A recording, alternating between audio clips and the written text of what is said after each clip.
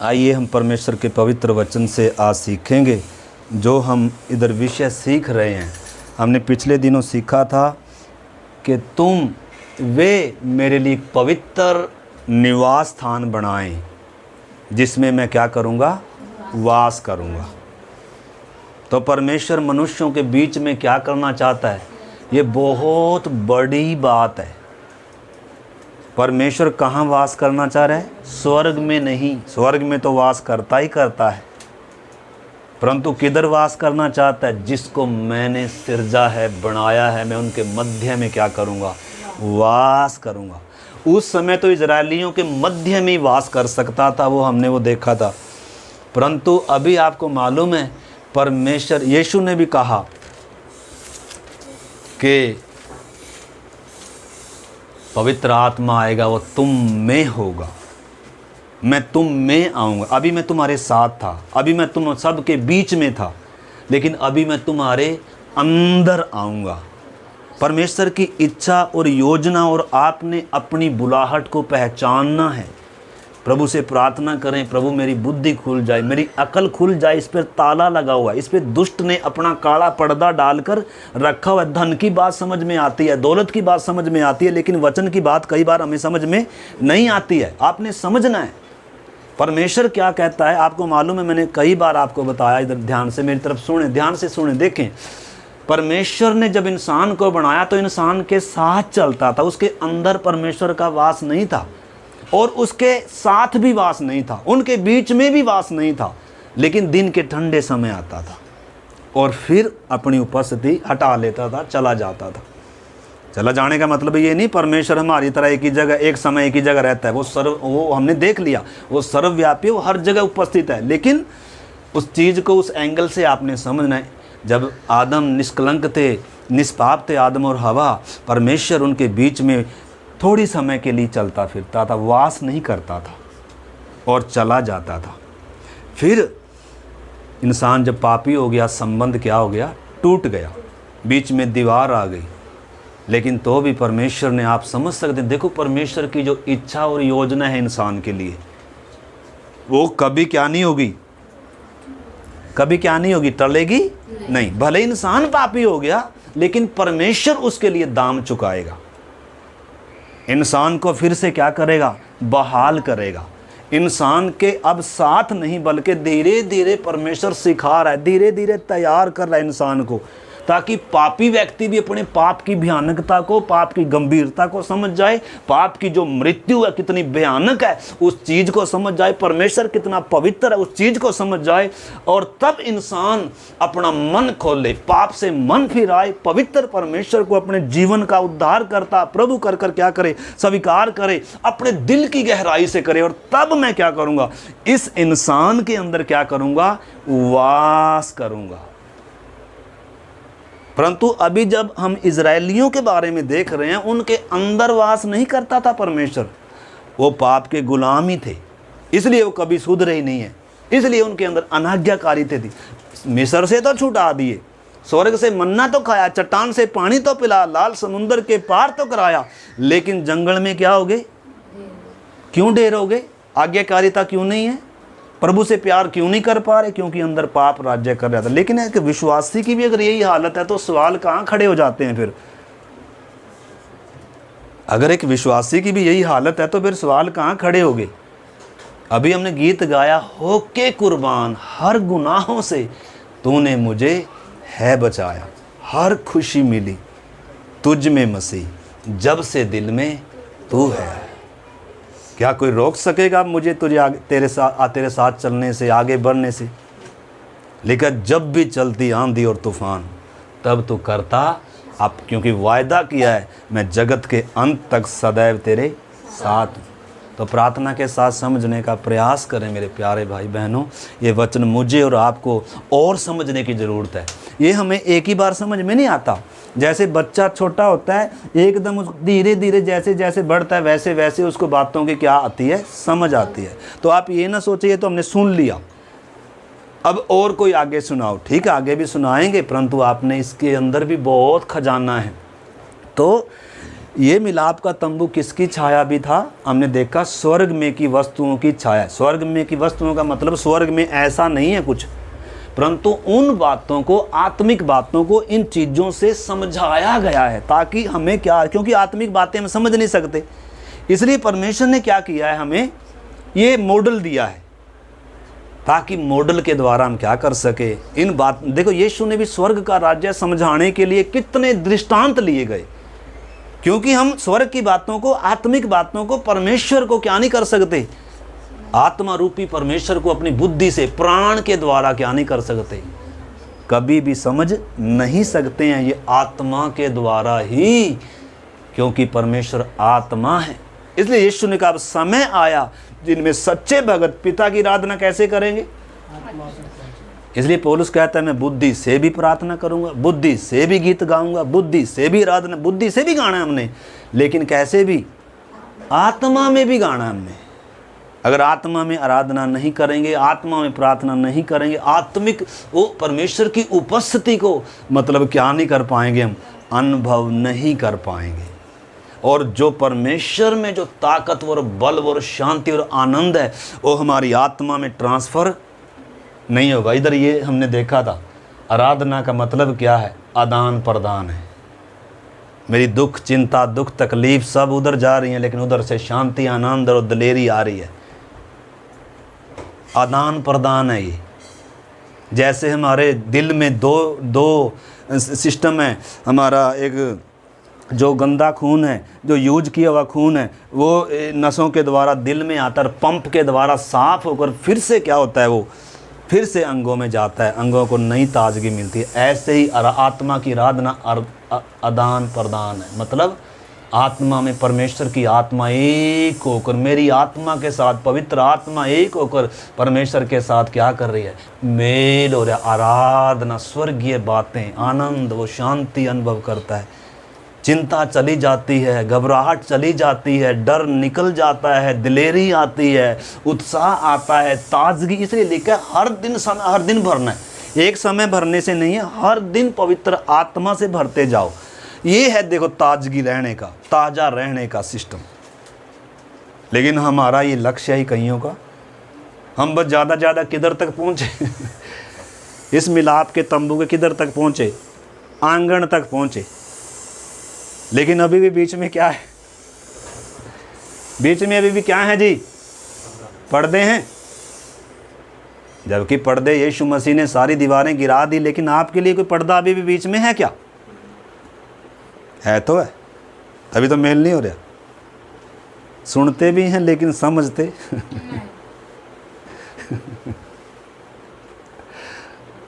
सुनते तो रहोगे लेकिन समझोगे नहीं। यशायाह ने पहले ही कहा था इजरायलियों के बारे में, तुम सुनते तो रहोगे लेकिन बूझ नहीं पाओगे, क्योंकि तुम्हारा मन मोटा और कान बहरे। तो हम भी तो ऐसे नहीं, ऐसे तो नहीं। बोले यीशु मसीह के लहू की। मैं आपको थोड़ा नीचे करने के भाव से नहीं बात कर रहा, मैं आपसे कुछ ज़्यादा पवित्र हूँ इस भाव से नहीं बात कर रहा, लेकिन आपने समझना है मेरे प्यारे भाई बहनों, परमेश्वर की इच्छा क्या है, शुरू से इच्छा क्या है। परमेश्वर स्वर्ग में अकेला है, ये नहीं बोर नहीं होता वो हमारी तरह। हम अकेले हैं तो बोर हो जाते हैं, हमें चाहिए एंजॉय करने के लिए कुछ चीज़ें चाहिए। परमेश्वर बोर कभी होता, वो अपने आप में सिद्ध है, पर्याप्त है, एंजॉय में रहे हर समय। परमेश्वर की उपस्थिति में हर समय आनंद है, और वो आराधना का भी भूखा नहीं, उसकी आराधना हर समय, सारी सृष्टि उसकी आराधना कर रही है। परमेश्वर की आराधना करने के लिए इंसान बनाया नहीं है, उसकी आराधना करने के लिए पवित्र करूब है, और सारी सृष्टि आराधना करी, पेड़ पौधे सब, इनमें से कैसी ध्वनि निकली अपने आप में, परमेश्वर की आराधना हो रही है। विश्वास करते हैं आकाश मंडल उसकी महिमा को, उसकी हस्तकला को प्रकट करता है। आपने समझना, परमेश्वर कोई ऐसा स्वार्थी परमेश्वर नहीं है, मेरा गीत गाओ, मेरा भजन गाओ, मैं तुम्हें ये दूंगा। लालची परमेश्वर नहीं है, स्वार्थी परमेश्वर नहीं है, मेरा इतना मुझे इतना दो तब मैं तुझे इतना दूँ। अरे नहीं, वो तो कोई और है, वो तो चोर और डाकू हैं जो बोलते हैं मुझे दो और तब मैं तुझे मेरे सामने प्रणाम करो और तब मैं तुझे क्या करूँगा, सब दिखाता है वो सारा कुछ, ये भी दे दूँगा ये भी। परमेश्वर ऐसा नहीं है, लोभी नहीं है, स्वार्थी नहीं है। ऐसे स्वार्थी अगर परमेश्वर भी हो तो हम तो भाई ऐसे स्वार्थी परमेश्वर को कभी क्या नहीं करेंगे भाई, मैं तो उस पर विश्वास नहीं करूँगा, आपका पता नहीं। परंतु परमेश्वर महान परमेश्वर है, प्रेमी परमेश्वर है, अनुग्रहकारी है। तो उसने बहुत सारे विषय हैं ये, अगर हम इनमें जाएं तो इसमें कितना निकल कर आता है, इतना कुछ छिपा हुआ है। तो ये यीशु मसीह की भी छाया है, मिलाप का तंबू। यीशु मसीह की छाया बीरू जी कैसे है?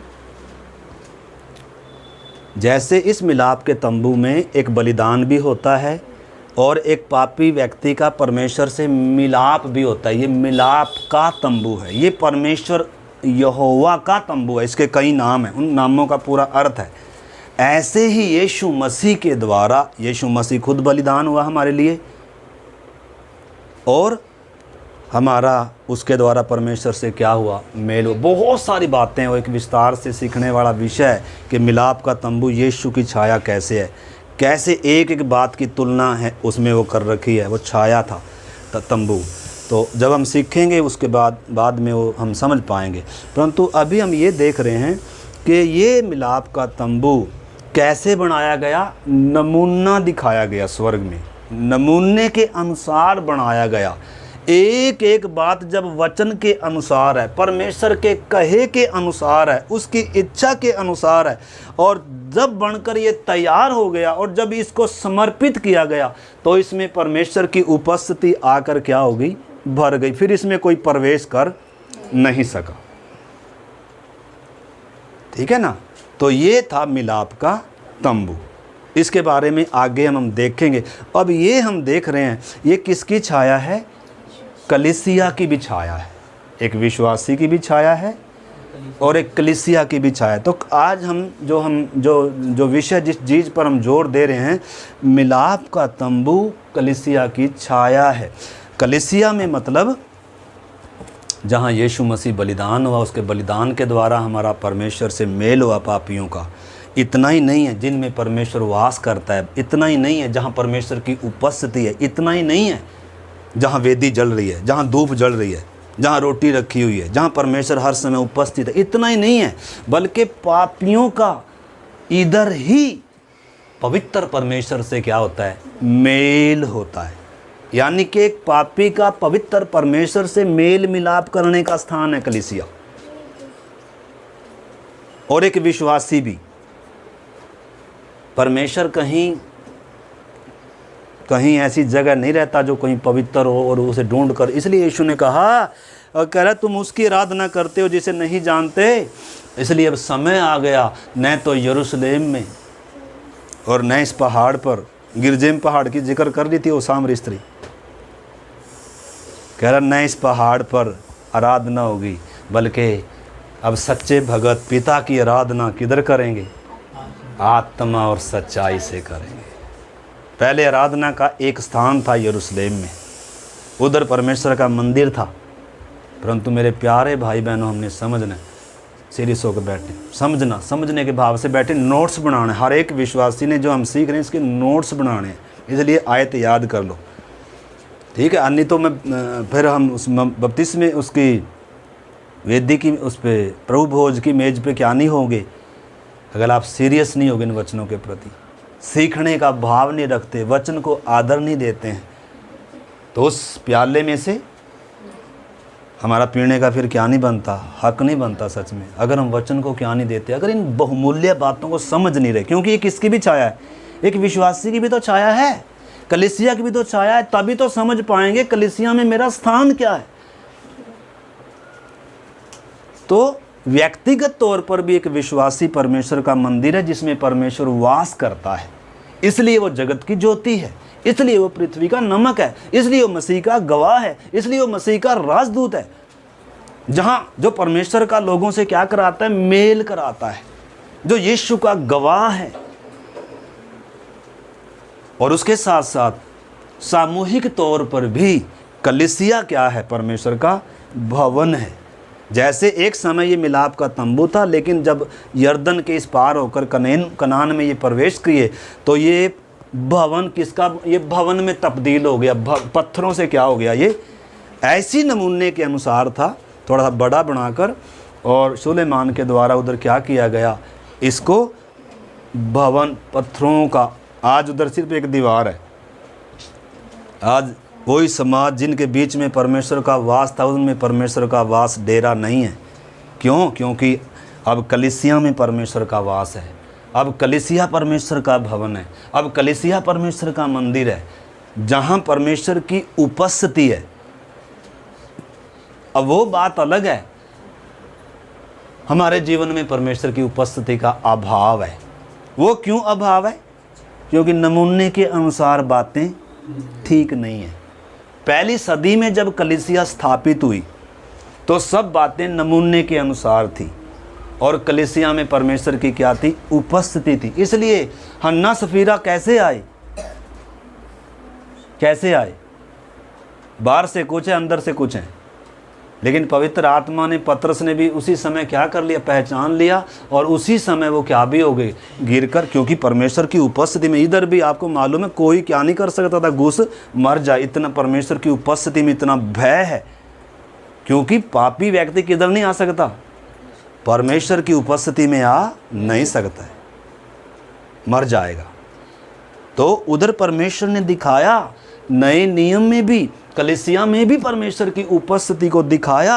अगर एक व्यक्ति पाप को पहचानते हुए, पाप की भयानकता को ना पहचानते हुए, और यीशु के बलिदान की कीमत को, उसके लहू की कीमत को ना पहचानते हुए अगर लापरवाही से आएगा, बाहर से कुछ और अंदर से कुछ है, तो वो क्या हो जाएगा?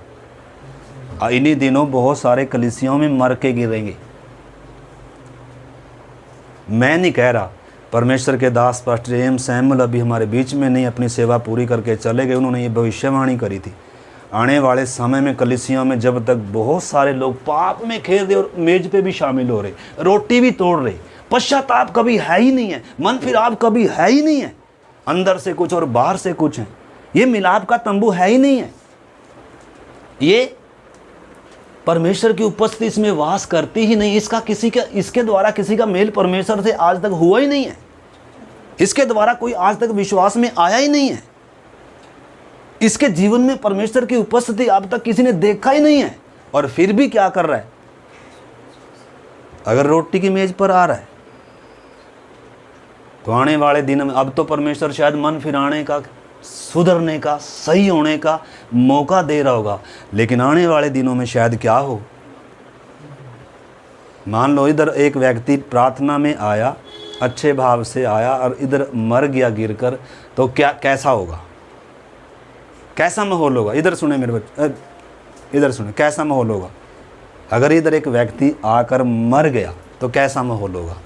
कलीसिया में भय आ जाएगा, आ जाएगी पवित्रता ही, कोई पाप से खेलेगा। और ये ऐसा होना चाहिए। बोलो, करें प्रार्थना, प्रभु इन दिनों ऐसा हो। क्या हम सब की ये तमन्ना है प्रभु, अगर ऐसा कोई आद्य अधूरे मन का पाखंडी दूसरे को धोखा जो दे रहा है, जिसके द्वारा किसी का मेल मिलाप कभी होता ही नहीं है, बल्कि कलीसिया में इसके द्वारा विभाजन होता है,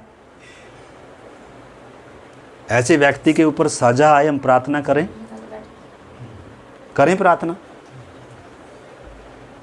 करनी चाहिए प्रार्थना। क्योंकि कलीसिया में क्या आनी चाहिए? पवित्रता आनी चाहिए। कलीसिया में क्या आना चाहिए? भय आना चाहिए। आना चाहिए कि नहीं आना चाहिए? तो हर एक की हमारी ये प्रार्थना हो इन्हीं दिनों, सचमुच में प्रभु तेरी कलीसिया में तू कोड़ा उठा। प्रभु उसने उस यरूशलेम के मंदिर में क्या उठाया? कोड़ा उठाया। व्यापार करने वालों को क्या किया? उसमें से खदेड़ा कि तुमने मेरे पिता के भवन को, जहाँ परमेश्वर वास करे, उसको क्या बना दिया? व्यापार का केंद्र बना दिया, डाकुओं की खो बना दिया। तो परमेश्वर तो देखो अपनी कलीसिया बनाएगा, अपनी कलीसिया को शुद्ध भी करेगा, सिद्ध भी करेगा और लेकर भी जाएगा। परंतु बहुत सारे क्या होंगे, इस चीज़ को आपने समझना। कितने लोग मारे गए इसमें, आप अगर इसका इतिहास पढ़ते होंगे मिलाप के तंबू का, इसमें याजक लोग मारे गए। जिन्होंने थोड़ी सी क्या करी, इनको बोला था बाहर की आग इधर नहीं लेकर आनी, अंदर से आग अपने आप। जैसे आप इधर वेदी पर क्या करो, आप वेदी पर आप बलि चढ़ाओ, जो पहले बलि चढ़ती थी, और आग इधर आग नहीं रखी जाती थी, बल्कि अंदर से जब अगर ग्रहण योग्य है, सच्चा पश्चाताप है, तो आग किधर से आएगी। आपको मालूम है परमेश्वर एक व्यक्ति का जीवन स्वीकार है तो सबूत कैसे देता है कि बलिदान स्वीकार है, तो बलिदान पे आग किधर से आती है, स्वर्ग से।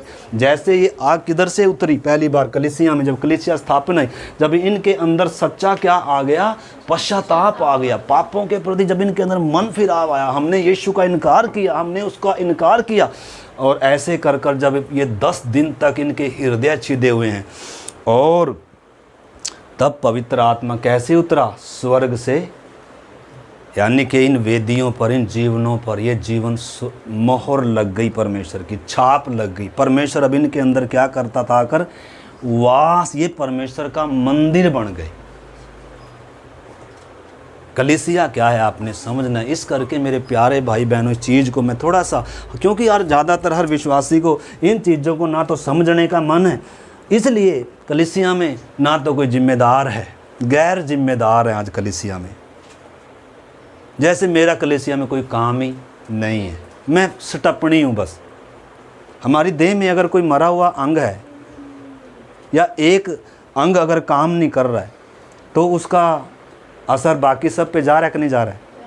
या एक विश्वासी जो कल तक इधर बैठता था आज नहीं बैठा है, तो उसका असर दूसरों पर जा रहा है कि नहीं जा रहा है। परंतु क्यों आज एक विश्वासी को अपना स्थान मालूम नहीं है, क्योंकि आज इधर से भी सुन लिया, उधर से भी सुन लिया, इधर से भी सुन लिया, कंफ्यूज हो रहे, अब घर में ठीक हैं या ऐसे ही ठीक हैं। इस करके क्या नहीं है, वचन की सही शिक्षा, जो हमें उम्र के हिसाब से वचन चाहिए। वचन तो चाहिए हमें, मान लो बच्चे को दूध चाहिए, लेकिन बच्चे के मुंह में उस समय क्या डालें, या बच्चे की उम्र अभी शादी की नहीं है, शादी की बातें करने की नहीं है, और उसके सामने हम शादी की यानी कि उस समय की बातें करें, यानी कि वो बातें करें जो अभी इसके लिए खतरा है, तो बच्चे का भविष्य बनेगा कि बिगड़ेगा। ये किसको मालूम है, जो स्थानीय, जो एक रखवाला है, स्थानीय जो क्या है, चरवाहा है, पास्टवान है, जहाँ संगति विश्वासी हर कोई आकर क्या होता है, इकट्ठा होता है। ये पास्टर विनी को क्या नहीं है मालूम, उनको क्या पता आप कहाँ रहते हैं, आपका क्या नाम है, आप क्या करते हैं क्या नहीं करते हैं। आप फ़ोन पर बात करोगे, उनसे प्रार्थना करा लोगे, वो प्रार्थना भी कर देंगे। वो ऑनलाइन जुड़ रहे, ठीक है, आप भी ऑनलाइन जुड़ गए, लेकिन वो थोड़ा है संगति, वो थोड़ा है कलीसिया। तो इस करके हमने समझना है कलीसिया क्या है। अगर ये मिलाप का तंबू कलीसिया की छाया है, तो इसका मतलब है इसके द्वारा हम किसको समझ सकते हैं, कलीसिया को समझ सकते हैं। जैसे मैंने पहले भी बताया था, ये आंगन है और ये इधर का स्थान इधर खोल कर दिखाया है, ये पवित्र स्थान है, ये अति पवित्र स्थान है। और अति पवित्र स्थान ये कैसे मिलकर बना है, ये फट्टों से मिलकर बना है। एक एक फट्टा ये एक एक विश्वासी को दर्शाता है। कोई अपने आप पे अकेला डिपेंड नहीं है, बल्कि एक में क्या है, चूड़ निकली हुई है, एक में सुराख निकला हुआ है। इसको उसकी ज़रूरत है, इसको इसकी ज़रूरत है, और इसके अलावा ये पूरे कैसे आपस में जुड़े हैं। एक ये बीच में पूरा, ये बीच में मोटा डंडा है, और उसके अलावा एक डंडा इधर है, एक इधर, एक इधर। ये 5 प्रकार की सेवकाई का दर्शाता है। 5 प्रकार की सेवकाई के द्वारा एक एक फट्टा या एक एक विश्वासी आपस में जुड़े हुए हैं। ये है नमूना। इस नमूने के अनुसार जो कलीसिया है, उस कलीसिया में क्या है, परमेश्वर की उपस्थिति है। वो कलीसिया सिद्ध होगी। लिखे उसने कुछ को प्रेरित नियुक्त करके दिया, कुछ को भविष्यद्वक्ता, रखवाले, उपदेशक और सुसमाचार प्रचारक क्यों नियुक्त करके दिया, ताकि पवित्र लोग क्या हो जाएं, सिद्ध हो जाएं, और सेवा का काम किया जाए, और मसीह की देह उन्नति पाए। तो इन बातों को हर एक विश्वासी ने इन दिनों खजाना समझकर, जीवन की रोटी समझकर अगर आप इनको मनन नहीं करते, अगर इन वचनों से ज़्यादा आपको रोटी टेस्ट देती है, काम ज़्यादा मज़ा देता है, पैसा, संसार की बातें अगर ज़्यादा आपको अच्छी लगती हैं, तो फिर आपके अंदर ये जीवन आएगा नहीं। आप मसीह में बढ़ नहीं सकते हैं। इजराइली भी निकले तो थे मिस्र से, लेकिन यर्दन पार कौन ही कर पाए? कौन कर पाए? जो अनुशासन में आए। आज विश्वासी अनुशासन में नहीं है। आज किसी को कोई थोड़ी सी बात बोल दी, टेढ़ा हो गए, बस अपने घर में बैठा है। क्यों? क्योंकि वचन मालूम नहीं है। इसलिए हर एक विश्वासी को वचन सीखना क्या है, बड़ा ज़रूरी है मेरे प्यारे भाई बहनों। तो अगर कलीसिया मिलाप का तंबू है तो इस करके आइए हम थोड़ी सी बात, समय हो गया हमारा तो भी, लेकिन आइए हम परमेश्वर के पवित्र वचन से क्या करेंगे, उन बातों को सीखेंगे। तो मत्ती 16 अध्याय और उसका 16-17 वचन भी पढ़ेंगे।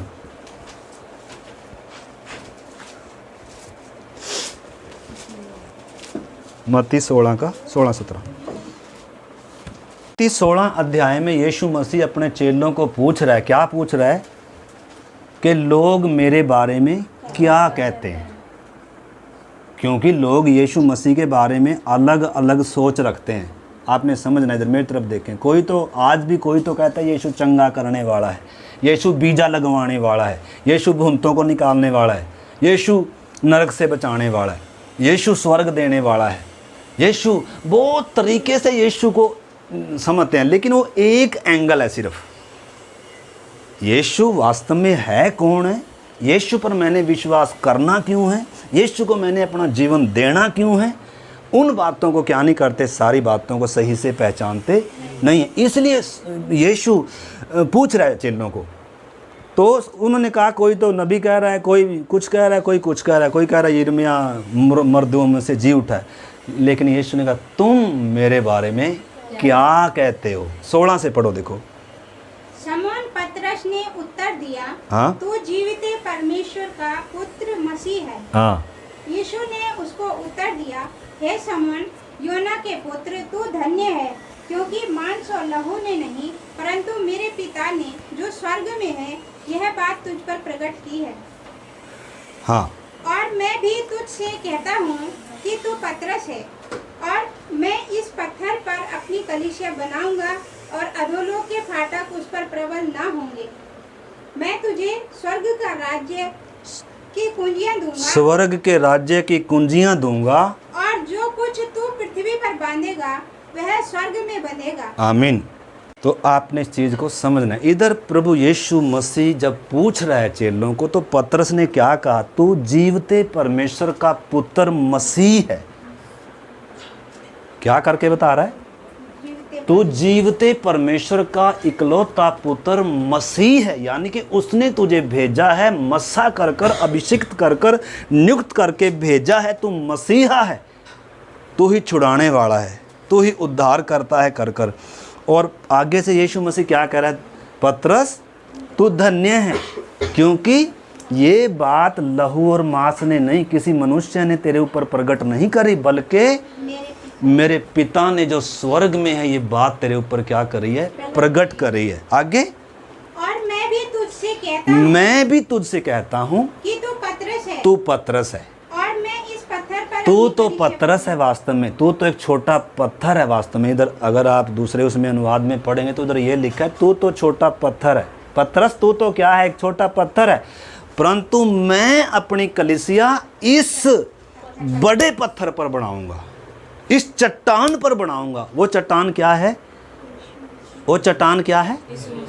यीशु मसीह तो है ही है, लेकिन यीशु मसीह का वो अंगीकार कि यीशु परमेश्वर का पुत्र है, यीशु मसीह है, यीशु प्रभु है कर कर, ये विश्वास और इस अंगीकार के ऊपर जब एक पापी व्यक्ति ये विश्वास करता है, जब उसकी बुद्धि खुल गई, जब उसके ऊपर स्वर्ग ने जाहिर कर दिया यीशु को, और पिता ने जब उसकी समझ खोली है, और जब उसको यीशु मसीह मालूम हो गया, यीशु वास्तव में परमेश्वर का पुत्र है, यीशु मसीह है, यीशु ही प्रभु है कर कर जब उस व्यक्ति को ये बात मालूम होगी, तो इस विश्वास के ऊपर कलीसिया बनाऊंगा। इस चट्टान के ऊपर मैं अपनी क्या बनाऊंगा? अपना घर बनाऊंगा। और अधलोक के फाटक उसके ऊपर क्या नहीं होंगे? तो क्या बनाने वाला कौन है? यीशु मसीह है। इधर इजरायलियों को तो बोला था कि वे मेरे लिए एक पवित्र निवास स्थान बनाएं जिनमें मैं वास करूंगा, लेकिन इधर यीशु मसीह कहता है कि मैं अपनी कलीसिया बनाऊंगा। यानी कि कलीसिया कौन बना रहा है? परमेश्वर बना रहा है, पवित्र आत्मा बना रहा है, यीशु मसीह बना रहा है। कलीसिया वास्तव में हैं कौन है? कलीसिया के जो मेंबर हैं वो हैं कौन है? इस संसार में से चुनकर, दाम देकर अलग किए हुए लोगों का झुंड है कलीसिया। इस संसार में से चुनकर, अलग कर कर, पवित्र कर कर, शुद्ध कर कर इधर अलग किए हुए लोगों का झुंड है कलीसिया, जिसका सिर यीशु मसीह है और ये सब उसकी देह के अंग हैं। इस चीज़ को हमने क्या करना होगा? समझना होगा। कलीसिया क्या है वास्तव में? किस कलीसिया में परमेश्वर की उपस्थिति होगी? कौन सी कलीसिया सिद्ध होगी? कौन सी या कलीसिया में परमेश्वर का प्रबंध क्या है सिद्ध करने के लिए? या मुझे कैसे जीना है, कैसे चलना है? अपनी मनमर्जी से नहीं। आज तो गोल मोड़ है, सब अपनी मर्जी से है सब। लेकिन क्या स्वर्ग में जाएंगे? क्या सिद्ध होंगे? बोलो, हमें स्वर्ग में जाने से, सिद्ध होने से कोई मतलब नहीं है। हमारा इधर बस थोड़ा 4 दिन का जीवन प्रभु भूतों प्रेतों से बचे रहें, दुख संकट से बचे रहें प्रभु यीशु का नाम लेते हुए। लेकिन यीशु मसीह कहता है हर कोई जो मुझे प्रभु प्रभु कहता है स्वर्ग के राज्य में प्रवेश। हर कोई प्रभु कहने वाला भी प्रवेश नहीं करेगा, क्योंकि प्रभु तो आज गधे को भी इंसान मानने के लिए तैयार है। यीशु को तो 10 बार मान लेंगे। अगर यीशु के पास आकर भूत प्रेत निकल जाएं, दुख बीमारी दूर हो जाएं, तो यीशु को 10 बार बपतिस्मा लेने के लिए भी क्या है। परंतु बपतिस्मे का अर्थ गहरा है। यीशु को प्रभु बोलने का अर्थ गहरा है। बिना परमेश्वर के, बिना पवित्र आत्मा के कोई इस यीशु को, इस क्रूस की कथा को क्या नहीं कर सकता? समझ नहीं सकता। परमेश्वर ने, पवित्र आत्मा ने इस अंधकार में डूबे हुए, पाप में डूबे हुए, बिगड़े हुए व्यक्ति के अंदर क्या करना है? पवित्र आत्मा ने, सुसमाचार ने क्या करना है? काम करना है।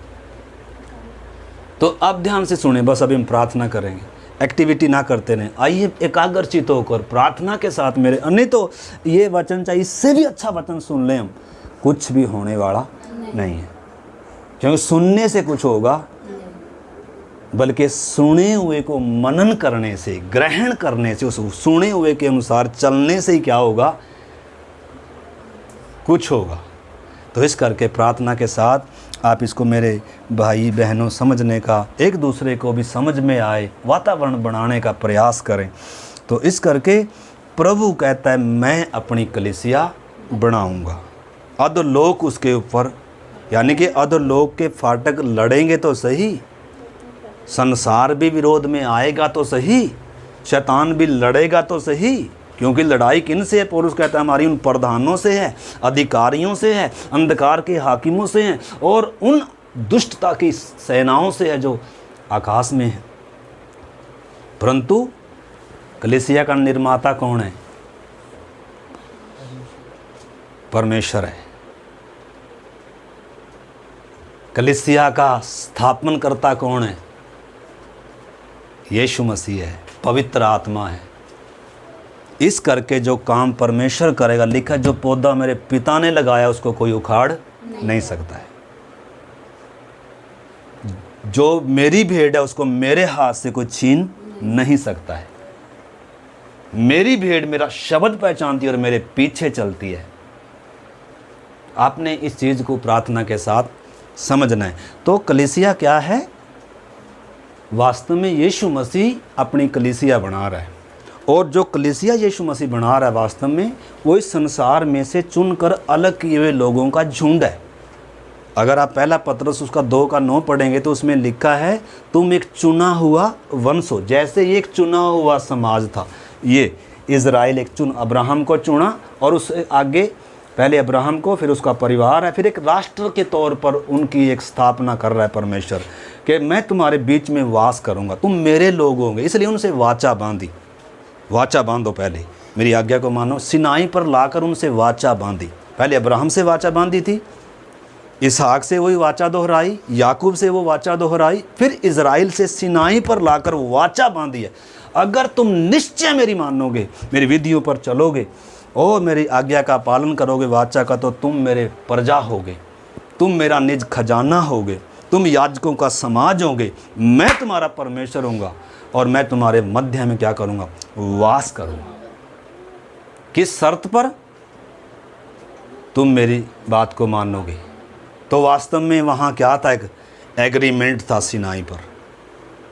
इन्होंने वह एग्रीमेंट किया है, हम तेरे बनकर जिएंगे, तू हमारा बनकर रहेगा। लेकिन इंसान के अंदर पाप था, इंसान क्या नहीं कर पाया, उस वाचा को पूरा नहीं कर पाया। इसलिए परमेश्वर ने कहा था, मैं एक नई वाचा बांधूंगा, मैं तुम्हारे अंदर से पत्थर का हृदय निकालूंगा, मांस का हृदय दूंगा, तुम्हारे अंदर से क्या करूंगा, मैं एक नई आत्मा सिरजूंगा, नया मन दूंगा, नया दिल दूंगा, नया नया नया कर दूंगा, तुम्हें अपनी आत्मा भी डाल दूंगा, तुम्हारे अंदर एक नई आत्मा, यानी कि नया जन्म। कुल मिलाकर कहें तो नया जन्म। तो कलीसिया में हर एक व्यक्ति कौन है, नया जन्म पाया हुआ है। नया जन्म पाया हुआ व्यक्ति एक, जिसका नया जन्म नहीं हुआ वो कलीसिया का भाग नहीं है, वो अभी तक इधर है, कटाई चल रही है उसके ऊपर।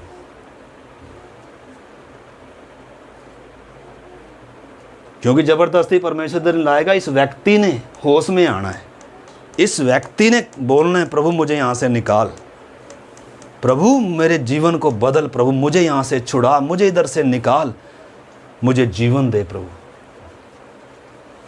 तब परमेश्वर क्या करेगा।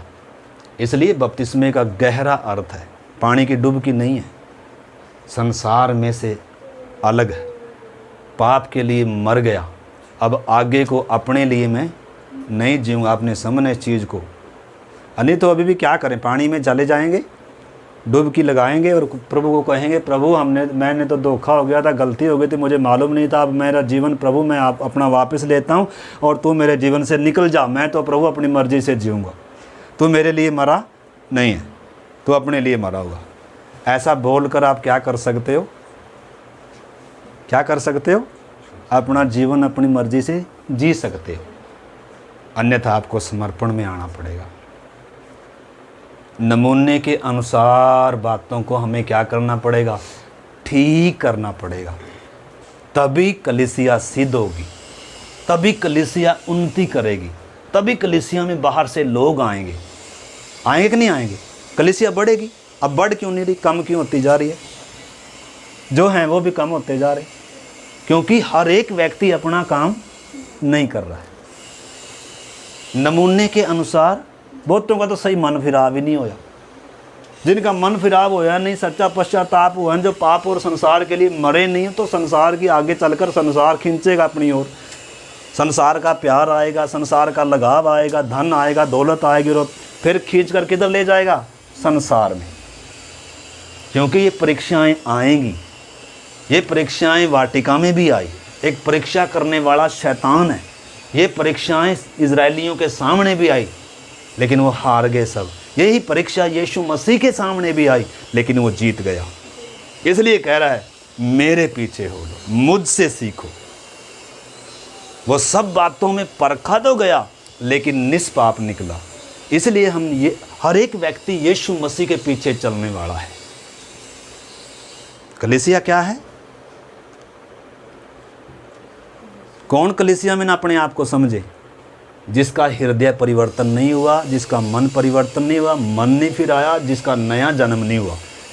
हाँ, हमारे झुंड में हैं वो सब, झुंड में सब प्रकार के लोग होते हैं, परंतु कलीसिया का हिस्सा कौन बनेगा, मसीह की देह का हिस्सा कौन बनेगा, परमेश्वर का मंदिर कौन बनेगा, हर कोई थोड़ा। जो नमूने के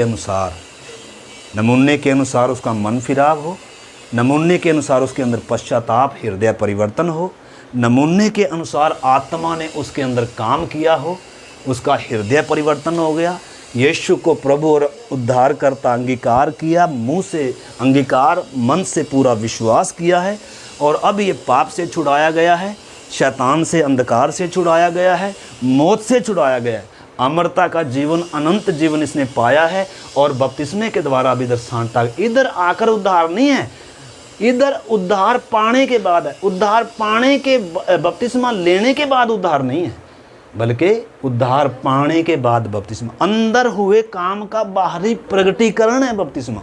अगर अंदर कुछ काम ही नहीं हुआ तो बपतिस्मे का फायदा होगा? तो भीतर एक काम हुआ, उद्धार हुआ, छुटकारा हुआ, पापों की क्षमा, अंगीकार, उसी के साथ बपतिस्मा भी है। इसलिए लिखा जो विश्वास करे और बपतिस्मा ले उसका उद्धार होगा। तो बपतिस्मा लेकर इधर अब इधर आए हुए का वास्तव में जो अंतर्राष्ट्रीय स्तर पर जो मसीह की देह है, जो वो ये है, अब हम आधे इसमें हैं, आधे इसमें हैं, लेकिन इकट्ठे दिखते हैं हम। लेकिन कलीसिया का हिस्सा कौन है? जिसने नया जन्म पाया है, जिसने उद्धार पाया है, वो है कलीसिया। वो जाएगी स्वर्ग में, उनके ऊपर नहीं है दंड की आज्ञा। इस करके इस बात को अच्छे से क्या करना है, तो हम उस बात को समझ रहे हैं कि इस संसार में से अलग किए गए लोग हैं, संसार के अब ये नहीं है। ये किसके कहलाए जाते हैं? परमेश्वर के। दूसरा, अब मैंने बताया पहला पत्रस 2:9 में क्या लिखा है? तुम एक चुना हुआ वंश हो, याजकों का समाज, पवित्र समाज, राज पदधारी हो, बहुत कुछ उसमें बातें लिखी हुई हैं। कलीसिया को लिख रहा है पत्रस, पवित्र आत्मा बता रहा है, कलीसिया एक एक विश्वासी को बता रहा है तू कौन है, संसार में तो तुझे अलग किया। इसलिए उन संसारिक अभिलाषाओं से बचे रहो जो आत्मा से क्या करती हैं? युद्ध करती है। अपने आप को परदेसी, जैसे ये तंबू, मिलाप का तंबू परदेसी के समान है। भवन कब बना पक्का? जाके सिय्योन में, यरूशलेम में। ऐसे ही हम जब तक धरती पे हैं क्या हैं? परदेसी हैं। इसलिए प्रभु ने कहा धरती पर क्या ना करो, अपना कुछ ना जोड़ो, नहीं तो तुम्हारा मन इधर ही लगा रहेगा। उधर जोड़ो, उधर ध्यान लगाओ, स्वर्गीय बातों में, क्योंकि तुम जिलाए गए, स्वर्गीय स्थानों में बिठाए गए। हर एक विश्वासी के लिए आज्ञा है, नहीं तो आप बैठे स्वर्ग में नीचे की चीजों को देख रहे हैं,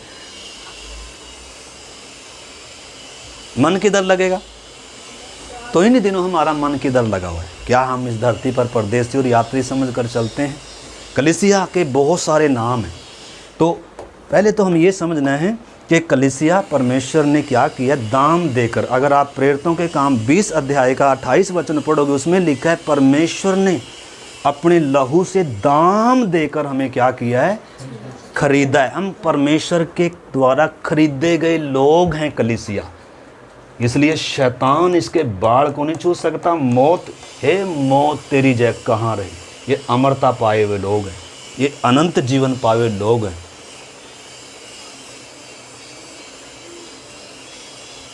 इस चीज़ को हमने समझना होगा। तो परमेश्वर ने दाम दिया है बकायदा। शैतान के हाथ बिके हुए थे, पाप के हाथ बिके हुए थे, गुलाम थे।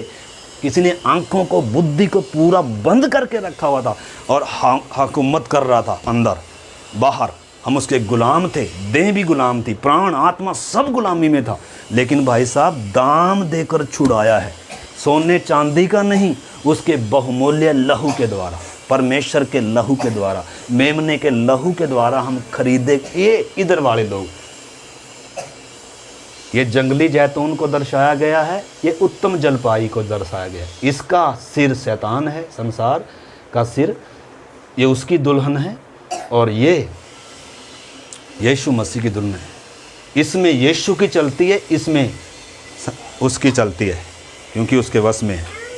कभी तो बंदरी के समान अलग अलग रूप, जैसे बंदर वाला बंदरी को क्या करता है? कभी कौन से कपड़े पहनाएगा, कभी कौन से कपड़े पहनाएगा, कभी उसको सुर्खी लगाएगा, कभी बिंदी लगाएगा, और उसको तमाशा करता है ना। ऐसे ही आज शैतान बहुतों का क्या कर रहा है? तमाशा कर रहा है। आज इधर डाल लो, आज इधर डाल लो, आज ये लगा लो, आज वो लगा लो, क्योंकि उसके गुलाम है, उसके वश में पड़े हुए हैं, स्वामी है ना उनका। लेकिन इधर कुछ नहीं है ऐसा। ये भी पवित्र कुंवारी है। मेमने का विवाह आ पहुंचा है। इस करके हर एक विश्वासी ने अपनी बुलाहट को, अपने उद्धारकर्ता को, और इन बातों, कलीसिया में मेरा एक स्थान है, मैं परमेश्वर का मंदिर हूँ, मुझे कलीसिया की ज़रूरत है, कलीसिया को मेरी ज़रूरत है। हम सब आपस में क्या हैं, जुड़कर ही। आपको मालूम है ये घर बना हुआ है, ये एक पत्थर से बना है क्या? अलग अलग पत्थरों से बना है। जब वो जुड़े, मिस्त्री के हाथ में आए, मिस्त्री ने जहाँ जिसको जो तराशना था, छांटना था, उनको तराश के ठांच के नमूने के अनुसार साहुल लगाया। और हम पिछली बार देख रहे थे, कोने का पत्थर यीशु मसीह है, फिर भविष्यद्वक्ता हैं, उस नींव पर हम मकान। तो कलीसिया के अलग अलग नाम हैं, हम उसको सीखेंगे, कुछ सीखेंगे, बहुत बार हमने वो बातें सीखी हैं। लेकिन अभी प्रार्थना करने से पहले आपने समझना इस चीज़ को।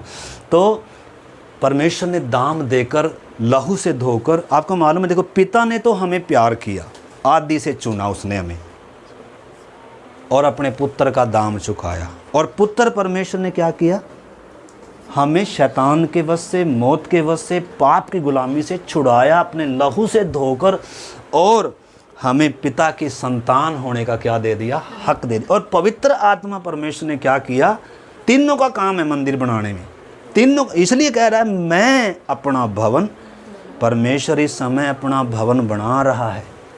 एक नया यरूशलेम तैयार हो रहा है, दुल्हन तैयार हो रही है मेरे प्यारे भाई बहनों। और जैसे ये तैयार होगी, यीशु बादलों पर आ जाएगा, और उसके बाद ये बनाने का काम क्या हो जाएगा, ख़त्म हो जाएगा। उद्धार का द्वार बंद हो जाएगा। उसके बाद आपको कलीसिया का हिस्सा बनने का मौका। हाँ, अगर नाश होने से किसी ने बचना है, नरक से किसी ने बचना है, उस समय उस व्यक्ति ने यीशु को अपना प्रभु मानने के लिए अपना प्राण न्यौछावर करना होगा। उस समय पवित्र आत्मा नहीं होगी, कोई सेवक नहीं होगा, पवित्र आत्मा कायल करने के लिए कुछ ऐसा सिस्टम नहीं होगा। लेकिन उस समय भी अगर महाक्लेश में ये व्यक्ति अगर ये मानेगा कि यीशु ही प्रभु था जिसको मैंने इनकार किया, और वो ही सच है, मैं इस एंटी क्राइस्ट की छाप अपने माथे पर नहीं लूँगा, और उस समय आपको भारी कीमत अदा करनी पड़ेगी। लेकिन उद्धार नहीं है, बहुत सारे उसके इंतज़ार में, अरे फिर भी मौका मिल जाए, फिर नहीं मौका मिलेगा। नूह का दरवाज़ा, किश्ती का दरवाज़ा खटखटा रही थी दुनिया, लेकिन दरवाज़ा बंद था ना साहब। तो अब मौका नहीं है।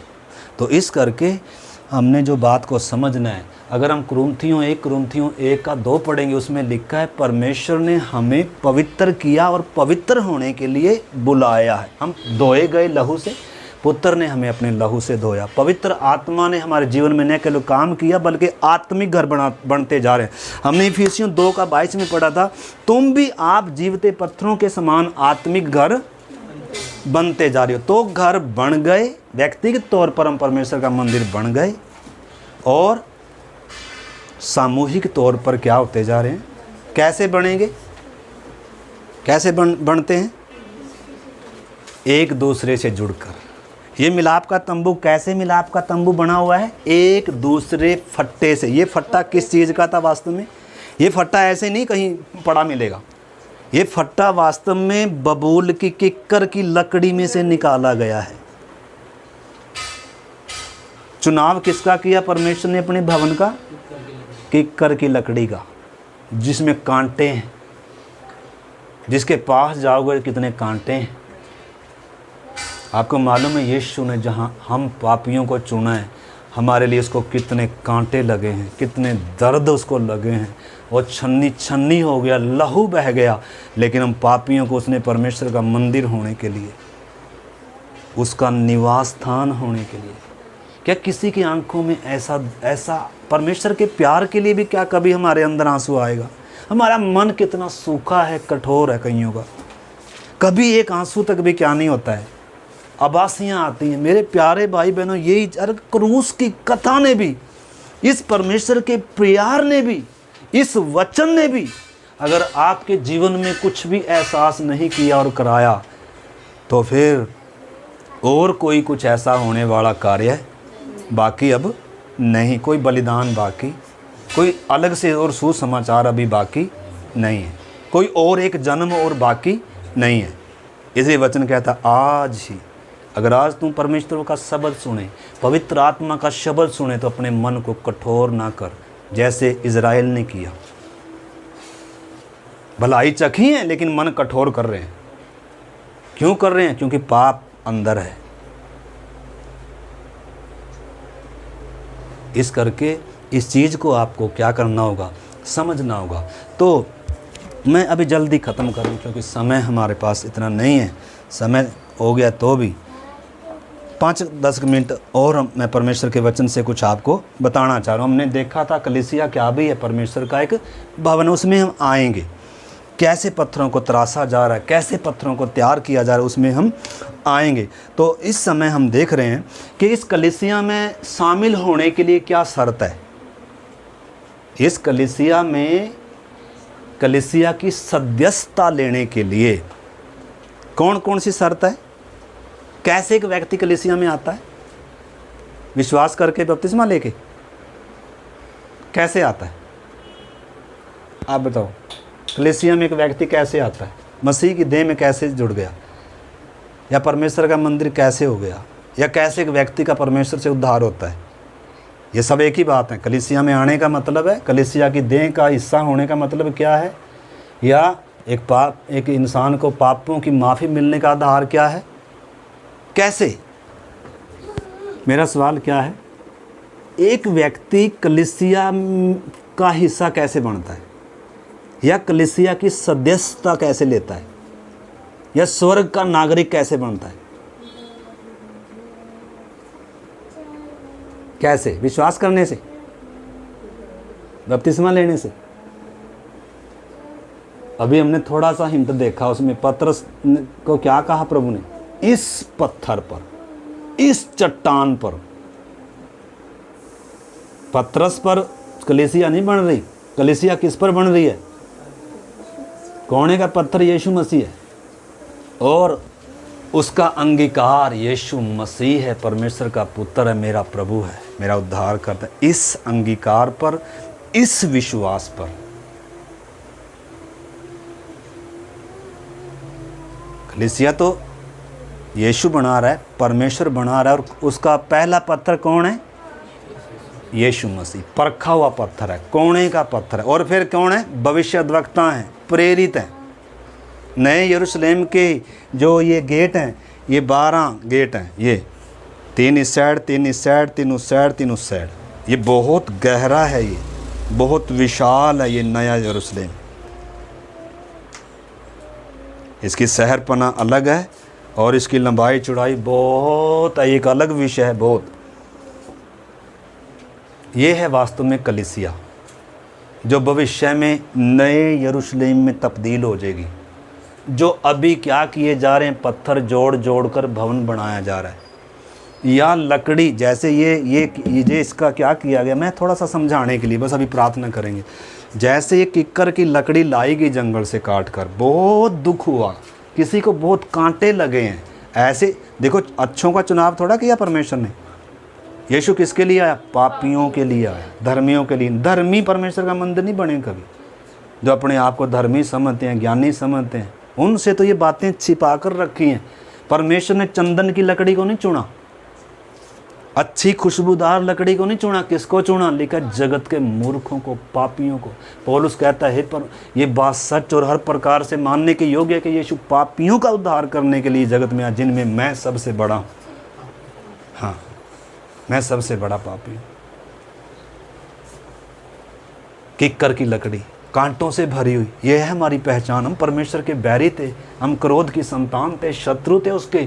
हमारे द्वारा कितनी चोट लगी है उसको कीलें ठोकी गई, उसके हाथों में, पाँव में, और इसमें पसली में भाला मारा गया, कांटों का ताज रखा गया, सिर और पूरा निचोड़ दिया गया, खून की अंतिम बूंद भी मुझे और आपको छुड़ाने के लिए, मुझे आपके उद्धार के लिए, मुझे परमेश्वर से मेल किराने के लिए उसने अपने मुंह पर थुकवाया। क्या हम कभी हमारे अंदर मन भी आएगा कि प्रभु मैं भी तेरे लिए कुछ करूँगा, प्रभु मैं भी तेरे लिए कुछ सहूँगा, प्रभु मैं भी दुख दर्द सहूँगा प्रभु। हम थोड़ा सा किसी ने कुछ बोल दिया, चलो जी ये नहीं आने देता, वो नहीं आने देता, इसने ऐसा बोल दिया, संसार ऐसे बोलता है, सारे ऐसे बोलते हैं। भाई आपको अभी क्रूस क्या नहीं आया, परमेश्वर का प्यार क्या नहीं आया, समझ में नहीं आया।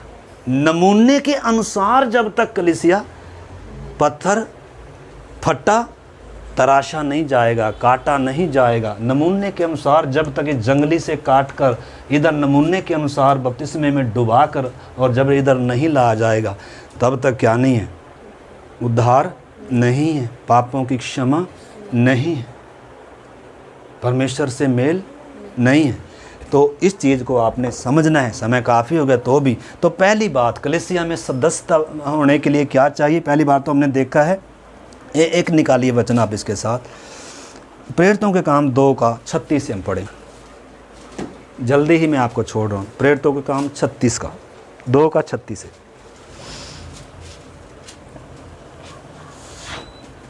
जल्दी से कोई पढ़े जोर से। अतः अब इजराइल का सारा घराना निश्चित रूप से जान ले कि परमेश्वर ने उसी यीशु को जिसे तुमने क्रूस पर चढ़ाया प्रभु भी ठहराया और मसीह भी। हाँ देख लो, पतरस का प्रचार क्या था? चंगाई सभा नहीं चला रहे हैं यहाँ। यीशु पर विश्वास करो तुम्हारी बीमारी ठीक हो जाएगी, यीशु पर विश्वास करो तुम्हारा भूत निकल, ऐसा प्रचार नहीं कर रहा है पतरस। क्या प्रचार कर रहा है? इजराइल का सारा घराना अब निश्चय ये जान ले कि उसी यीशु को जिसे तुमने पकड़वाया, क्रूस पर चढ़ाया, यानी कि यीशु के क्रूस का प्रचार कर रहा है, यीशु की मृत्यु का प्रचार कर रहा है, यीशु के जी उठने का प्रचार कर रहा है। आप पूरा 2 अध्याय पढ़ना, अभी अगर उसमें जाएंगे तो समय लग जाएगा। किस आधार पर कलीसिया स्थापित हुई? किस आधार पर कलीसिया बना रहा है परमेश्वर? परमेश्वर का आत्मा अपने दास को हाथ में लेकर कौन सा वचन प्रचार कर रहा है? तुम उसकी मृत्यु के जिम्मेदार हो।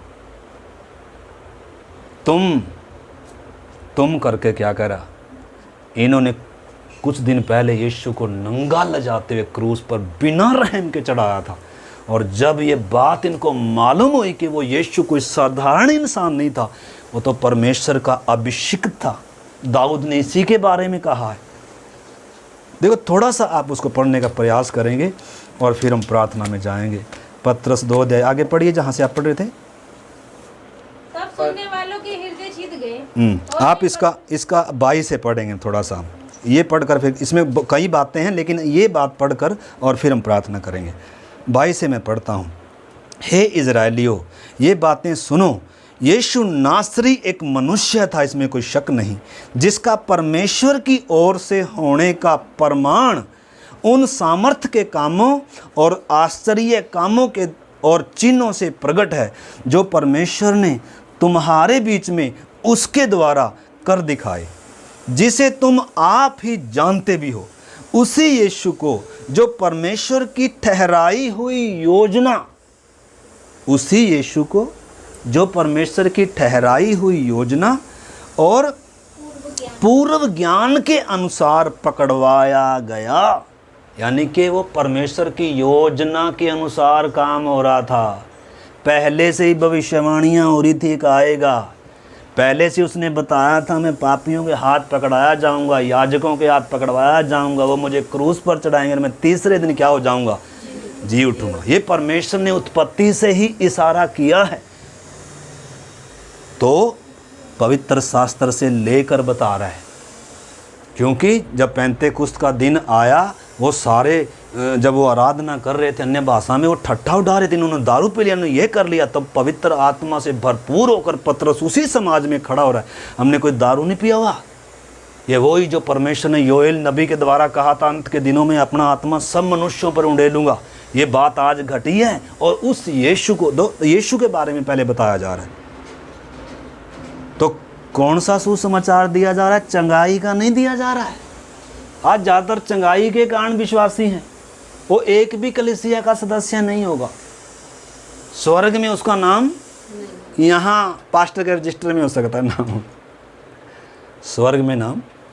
स्वर्ग में नाम किसका होगा? जिसने क्रूस की कथा को, उस मसीह को समझा है कि यीशु मेरे लिए मरा, देखो इधर क्या कह रहा है, ठहराई हुई योजना और पूर्व ज्ञान के अनुसार पकड़ाया गया, और लिखा तुमने अधर्मियों के हाथ उसे हाथ से क्रूस पर चढ़वाकर मार डाला है। किसने मार डाला? यही पतरस है।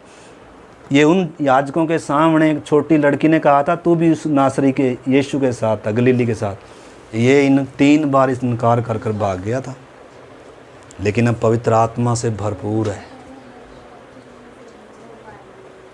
अब कलीसिया स्थापित हो चुकी है।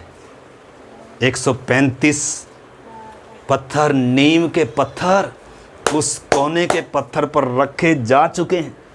अब अगले पत्थर भी रखे जाने हैं। तो क्या प्रचार कर रहा है? तुमने उसे क्रूस पर चढ़ाया। आप मानते हैं? कितने लोग मानते हैं कि यीशु को मैंने क्रूस पर चढ़ाया है? मानेंगे आप? कहाँ मानेंगे? ये पवित्र आत्मा आपको जब तक कायल नहीं करेगा ना, जब तक आप नहीं मानोगे, अरे बोलोगे तो उन्होंने क्रूस पर चढ़ाया। पौलुस क्या कह रहा है? हम क्या कह रहे हैं? हमें अभी तक एहसास ही नहीं है एक की मृत्यु का जिम्मेदार मैं हूँ। मेरे ऊपर उसके लहू के क्या लगे हुए हैं? छींटे लगे हुए हैं। मैंने धर्मी को, हम अधर्मियों ने मिलकर, मानव जाति ने मिलकर, हर एक मनुष्य ने मिलकर उसको क्रूस पर नंगा चढ़ाया है। उसके हाथों पाँव में कील बहन जी किसने मारी हैं? किसने? आपने, मैंने, हमने मारी है। जो ऐसा कर कर एहसास करेगा, अपने पापी होने का एहसास करेगा और माफ़ी मांगेगा, प्रभु मेरे पाप से मुझे शुद्ध कर दे, क्षमा कर दे, छुड़ा दे प्रभु, तो कलीसिया में इधर आ सकता है। इधर आने के लिए शर्त क्या है? विश्वास कर कर मात्र पानी में बपतिस्मा लेकर आप इधर नहीं आ सकते। आपके अंदर एक हृदय छिदने हैं आपके। देखो ये कैसे नमूने के अनुसार कलीसिया बनी। तो जब ये कह रहा है कि तुमने उसे मार डाला, परंतु उसी को परमेश्वर ने मृत्यु के बंधनों से छुड़ाकर जिलाया, क्योंकि यह अनहोना था कि वह उन मृत्यु के वश में रहता। क्योंकि दाऊद उसके विषय में कहता है, दाऊद ने कह रहा है, पहले ही उसके विषय में कह रखा है। क्या कह रखा है? मैं प्रभु को सर्वदा अपने सामने देखता रहा, क्योंकि वह मेरी दाहिनी ओर है, ताकि मैं डिग न जाऊं। इसी कारण मेरा मन आनंदित हुआ और मेरी जीभ भी मगन है, वरन मेरा शरीर भी आशा में बना रहेगा, क्योंकि तू मेरे प्राण को अधोलोक में ना छोड़ेगा। तो ये कहाँ लिखा हुआ वचन? भजन सीता में। ये किसने लिखा? दाऊद ने। परंतु ये दाऊद के बारे में नहीं था, ये किसके बारे में भविष्यवाणी थी? उस समाज को बता रहा है, तुम्हारे हाथ में दे रखे और तुम्हें फिर भी समझ नहीं आई।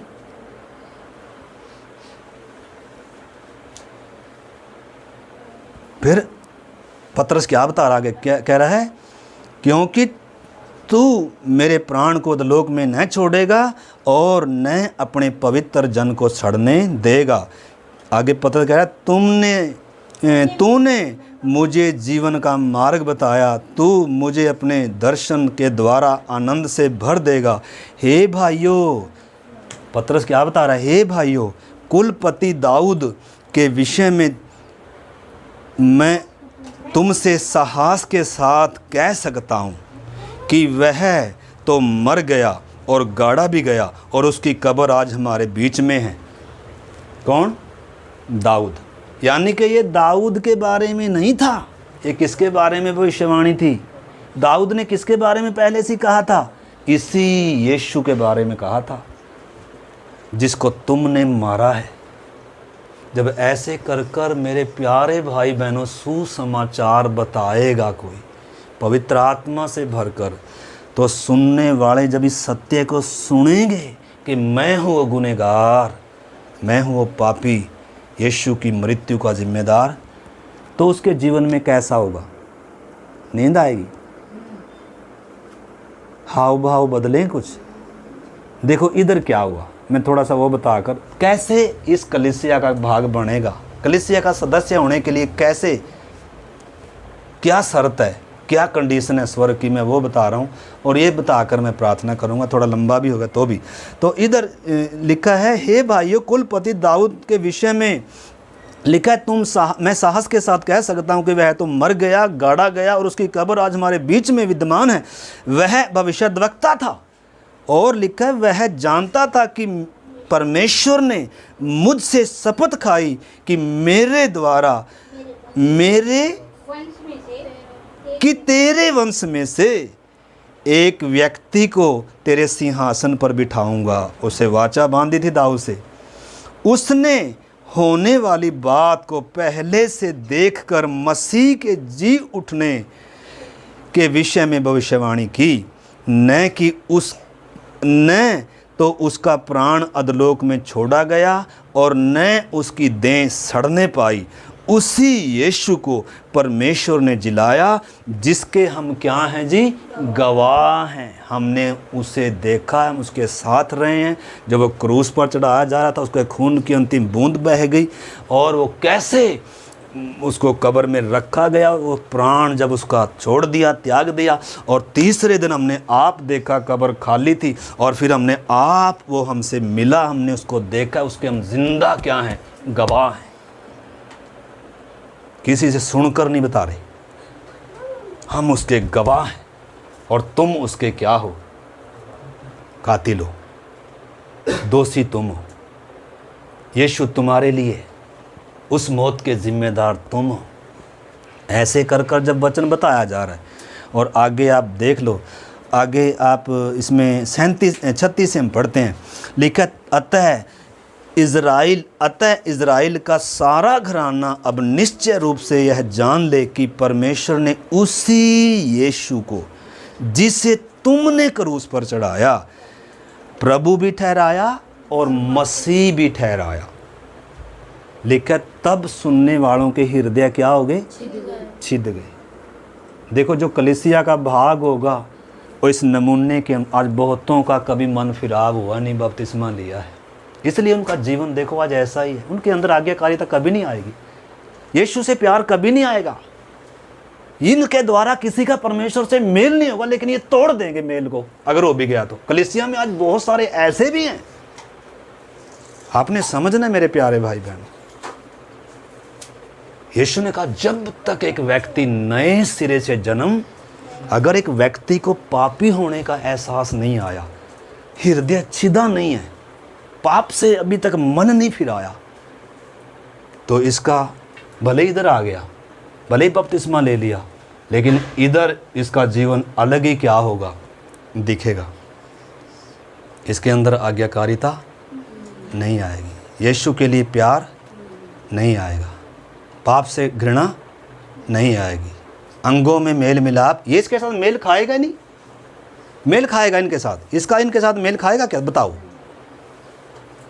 क्योंकि इसका मेल किधर खाएगा, इधर इसका मेल, तो आपका मेल इधर खाता है, इधर खाता है। आप इसके सदृश बन रहे हैं, इसके सदृश है, बहन जी इसके सदृश बन रहे हैं अच्छी बात है। तो आप इधर आ गए, कलीसिया का हिस्सा बन गए, परमेश्वर से मेल हो गया, पापों की माफ़ी होगी। अब आपने पहचानना है।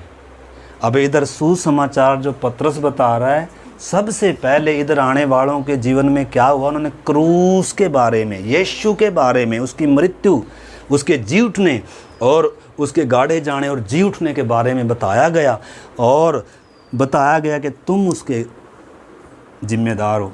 तब सुनने वालों के क्या हो गए, हृदय छिद गए। और क्या कह रहे हैं, ये 2 वचन पढ़कर प्रार्थना करते हैं। तब सुनने वालों के हृदय छिद गए, हाँ, और वे पतरस और शेष प्रेरितों से पूछने लगे, हे भाइयों, हम क्या करें? हाँ। पतरस ने उनसे कहा, मन फिराओ, हाँ। और तुम में से हर एक अपने अपने पापों की क्षमा के लिए यीशु मसीह के नाम से बपतिस्मा ले, हाँ। तो तुम पवित्र आत्मा का दान पाओगे। हाँ, 41। अतः जिन्होंने उसका वचन ग्रहण अतः जिन्होंने ये वचन ग्रहण किया, जिनके हृदय छिदे थे, जिन्होंने क्रूस की और क्रूस पर उस मृत्यु की वो सारी घटना, गाड़े जाने, जी उठने का जो सुसमाचार, तेजों में सुसमाचार, जीवन का सुसमाचार, मेल का सुसमाचार सुना था, बीमारी का सुसमाचार नहीं, आशीष का सुसमाचार नहीं। आज बहुत जगह आशीष का सुसमाचार है, उसके द्वारा किसी का उद्धार नहीं होगा। इस सुसमाचार के द्वारा उद्धार होगा। इसके द्वारा एक व्यक्ति उस कलीसिया का हिस्सा बनता है। ये है नमूना स्वर्ग का। इस नमूने के अनुसार यीशु कलीसिया बनाता है।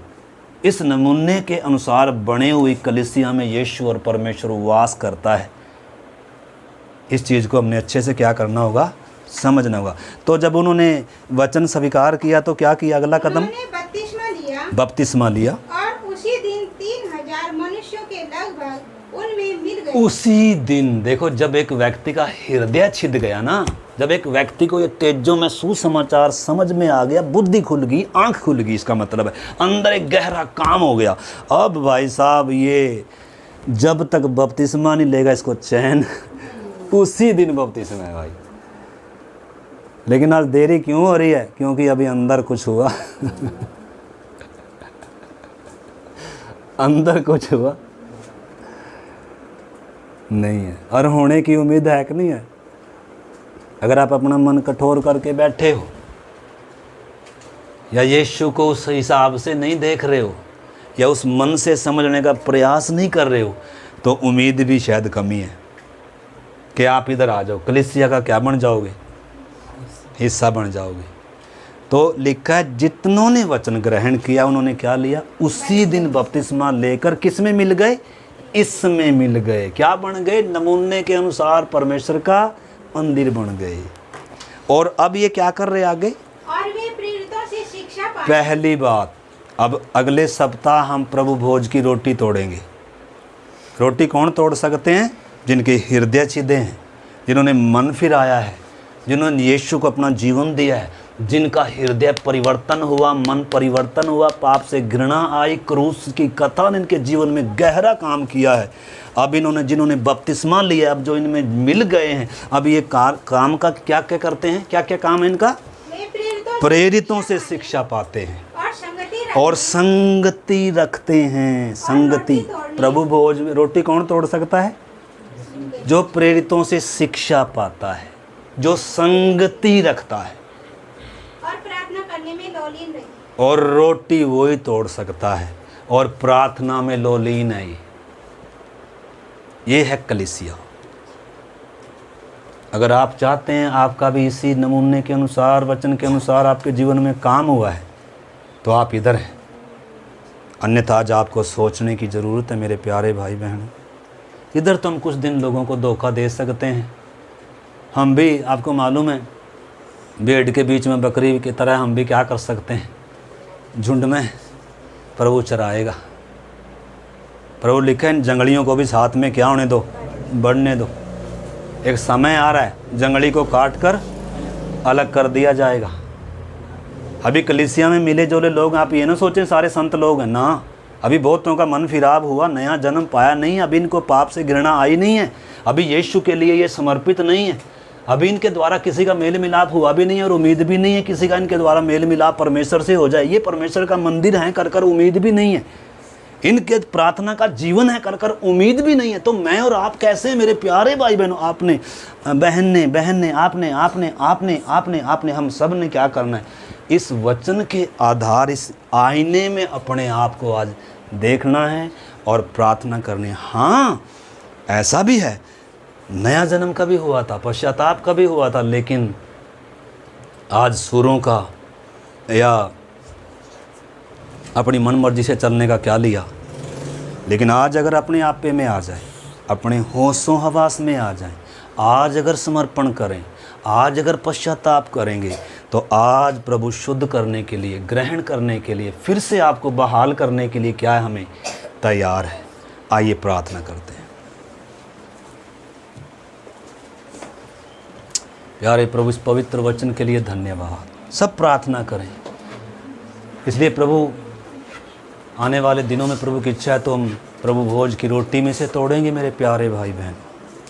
लिखा है ये अति ज़रूरी है। कलीसिया, जो कलीसिया का हिस्सा है, जो कलीसिया है वास्तव में, वो ये काम करेगी। जो कलीसिया में नहीं है वो ये काम नहीं करेंगे। परंतु लेने वाला पहले अपने आप को जांच ले। इस सप्ताह आप जो सुनेंगे, जो अभी सुन रहे हैं, इस सप्ताह अपने जीवन को जांच लें। अगर नहीं लेते तो भी गलत है, अगर बिना सोचे ले रहे हैं वो उससे भी गलत है। इनकार भी नहीं कर सकते कि मैं इस प्याले में से नहीं पीऊँगा। अगर आप कलीसिया में हैं और आप उसमें भाग भी शर्तों पर ले सकते हैं। अगर आपके जीवन में ये काम है, वो समर्पण है प्रभु के लिए, वो प्यार है, पाप से घृणा है, दूसरे विश्वासियों के साथ संगति है, मेल मिलाप है, हृदय छिदे हैं, यीशु को आप जीवन में अहमियत देते हैं, इस वचन को ग्रहण किया है, तो आपके लिए बपतिस्मा एक बार है, लेकिन प्रभु भोज बार बार है। प्रभु भोज बार बार है मेरे प्यारे भाई बहनों, ताकि हम नया बल पाएं हर दिन, ताकि हम समर्पण को ना भूलें, उसकी मृत्यु को ना भूलें, उसकी मृत्यु को स्मरण करते रहें कि वो मेरे लिए मरा है, मैं हूँ उसकी मृत्यु का जिम्मेदार। आइए प्रार्थना करते हैं, इस वचन को मनन करें। जाकर हम सब आज इस वचन को मनन करें। प्यारे प्रभु, इस पवित्र वचन के लिए आपको धन्यवाद करते हैं। मुझे भी प्रभु, हमारे इधर एक एक भाई बहन को, प्रभु बलविंदर हैं और भी जितने विश्वासी भाई बहन आए हैं, चाहे नए भी हैं पुराने भी, जिन्होंने बपतिस्मा लिया है, प्रभु हर एक को अपने जीवन को जांचने के लिए, मैं इस समय कहाँ हूँ, मैं मसीह में हूँ या मसीह के बाहर हूँ। अगर मसीह में हूँ तो आज मेरी दशा क्या है? क्या मेरा मसीह से प्यार कम हो गया? क्या मेरा अंदर से वो प्यार चला गया? क्या मैं ठंडा पड़ गया हूँ? प्रभु इन दिनों, इस सप्ताह अपने जीवन को जांचने के लिए हम एक एक को मदद कर दे, मेरी मदद कर दे, हम सब की मदद कर दे। प्रभु हमने गलतियां की हैं, पाप किए हैं, गुनाह किए हैं, जाने में अनजाने में, हमें क्षमा कर दे, हमें शुद्ध कर दे, हमें पवित्र कर दे प्रभु, ताकि प्रभु हम तेरी देह के अपराधी ना हों, हम उस प्याले में से पीं, उस रोटी में से तोड़ें और तेरी आगमन के लिए तैयार हों, बेदार हों, तेरे गवाह बने और प्रभु तेरा निवास स्थान हो। प्रभु आपकी उपस्थिति हमारे जीवनों में हो। प्रभु एक एक को अपने लहू से धो दे प्रभु, पवित्र कर दे और पवित्र आत्मा इन दिनों तैयार करे कि जीवन को उस मेज के लिए प्रभु, उस पवित्र मेज में हम शामिल हों, एक एक को तैयार करें। इस वचन को भूलने ना पाएँ प्रभु, शैतान चुराने ना पाए, बल्कि ये वचन हृदयों की पट्टिकाओं पर लिखे जाएं। आपके हाथ में सौंपते हैं पिता। धन्यवाद कि आपने हमारी प्रार्थनाओं को सुन लिया पिता। यीशु मसीह के नाम से प्रार्थना को मांगते हैं। अब हमारे पिता परमेश्वर का प्रेम, प्रभु यीशु मसीह का अनुग्रह और पवित्र आत्मा की संगति और सहभागिता हम सबों के साथ हमारे महान प्रभु यीशु मसीह के आगमन तक होते ही रहे। आमीन। सबको जय मसीह की माला।